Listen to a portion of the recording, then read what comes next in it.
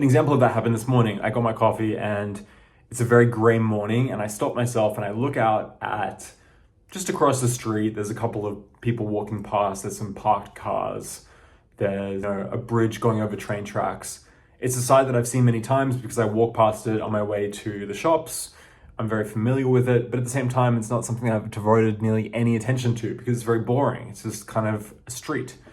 Now, what's interesting, and it's an interesting exercise, and what I did in that situation was to kind of park myself and force myself to observe, just stay and look at that road for a little bit.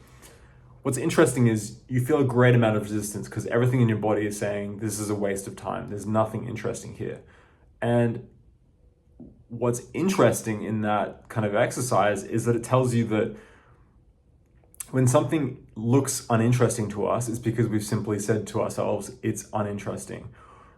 The same goes with something very positive, the same goes with something very negative. So when we look at a very disgusting, I'm using this in quotations marks, you can see how quickly value judgments come into our language. When we look at it, I'll try and use objective language. When we look at a rubbish bin that's been left on the street for many days and is covered in mold and bacteria, and it's stained and hasn't been washed for a long time.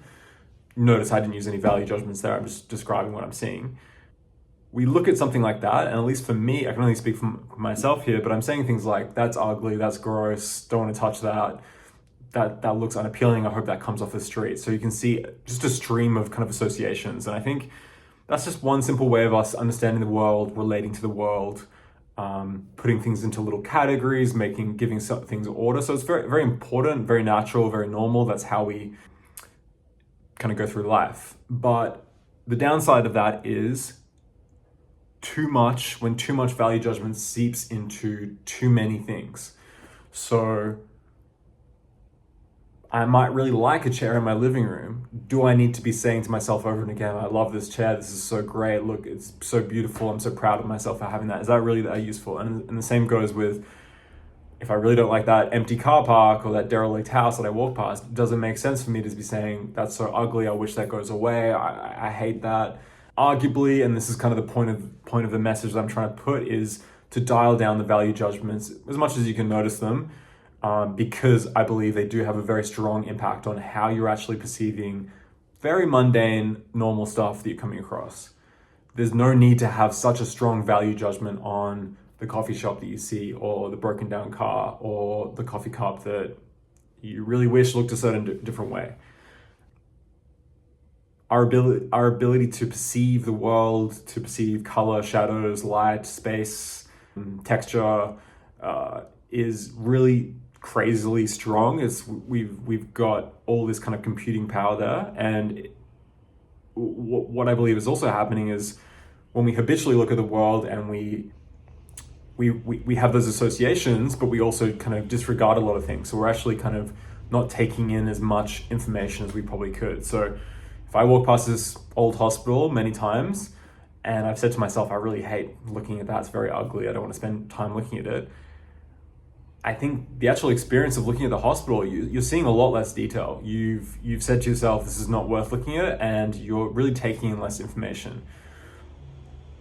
You've painted over your judgments so much so that what you're seeing when you look at the hospital is really just a very kind of vague, lightweight, almost like a kind of paper, quick, rough sketch of something not worth looking at.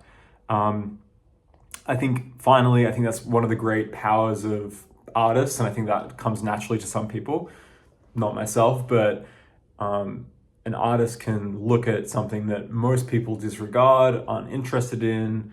I think, like, if you look at the still life masters is a good example of people who can paint, a piece of cheese sitting on the kitchen counter and it looks like the most incredible thing you've ever seen.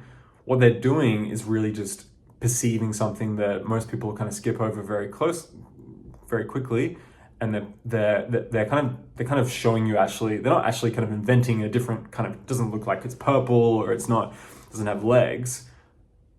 It's actually pretty realistic. In fact, that's what they're kind of praised for, how realistically they can capture something, but they're capturing it in a way that is probably less dismissive than most people are capturing the world.